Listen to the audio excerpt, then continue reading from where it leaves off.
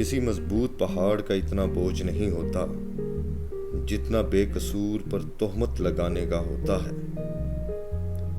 ذلت کے لباس کا کوئی ناپ نہیں ہوتا، یہ ہر جسم پر پورا آ جاتا ہے۔ جس طرح گھڑی کی سوئی آگے پیچھے کرنے سے وقت نہیں بدلتا، اسی طرح گردن اونچی یا نیچی کرنے سے انسان کی اوقات میں کوئی فرق نہیں آتا۔ موسیٰ علیہ السلام نے جس راستے سے دریا پار کیا، فرعون اسی راستے پر غرق ہوا۔ راستے نہیں رہبر بچاتے ہیں۔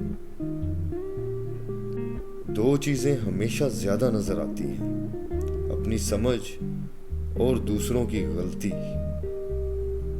ادب کا دروازہ اتنا چھوٹا اور تنگ ہوتا ہے کہ اس میں داخل ہونے سے پہلے سر کو جھکانا پڑتا ہے۔ اگر تنقید ہی کرنی ہو تو لہجہ نرم رکھو، کیونکہ نرم لہجہ ضمیر کو جگاتا ہے اور سخت لہجہ انا کو جگاتا ہے۔ میں نے سمندر سے سیکھا ہے جینے کا سلیقہ، چپ چاپ سے بہتا ہے اور اپنی موج میں رہتا ہے۔ خاک کو کھا گئی خاک اور تکبر وہیں کا وہیں رہ گیا۔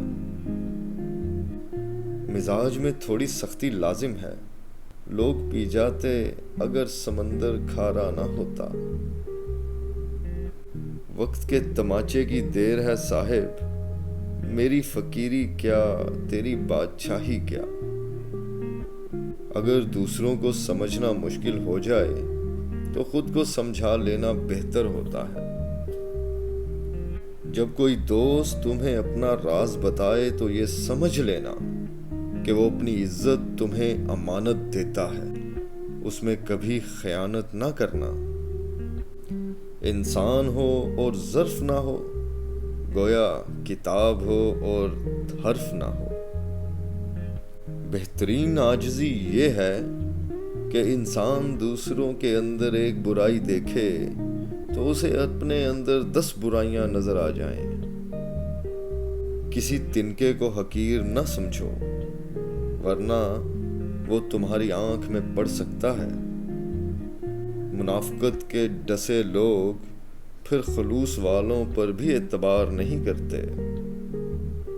اللہ ناراض ہو تو روٹی نہیں چھینتا، بلکہ سجدے کی توفیق چھین لیتا ہے۔ جب اللہ چاہتا ہے کسی بندے سے دوستی کرے تو اس کی زبان پر اپنا ذکر اور دل پر اپنی فکر کے دروازے کھول دیتا ہے۔ آپ کی بے چینی کی ایک وجہ یہ بھی ہو سکتی ہے کہ کوئی دوسرا آپ کی وجہ سے بے چین ہو۔ غیرت کے نام پر فقط بیٹی ہی قتل کیوں؟ مارا ہو کسی باپ نے کوئی بیٹا مثال دو۔ کھانے میں اگر کوئی زہر گھول دے تو اس کا علاج ممکن ہے، مگر کان میں اگر کوئی زہر گھول دے تو اس کا علاج ممکن نہیں۔ میں اور میرا رب روز ایک چیز کو نظر انداز کر دیتے ہیں، میں اس کی عطاؤں کو اور وہ میری خطاؤں کو۔ گناہ کر کے کہاں چھپاؤ گے؟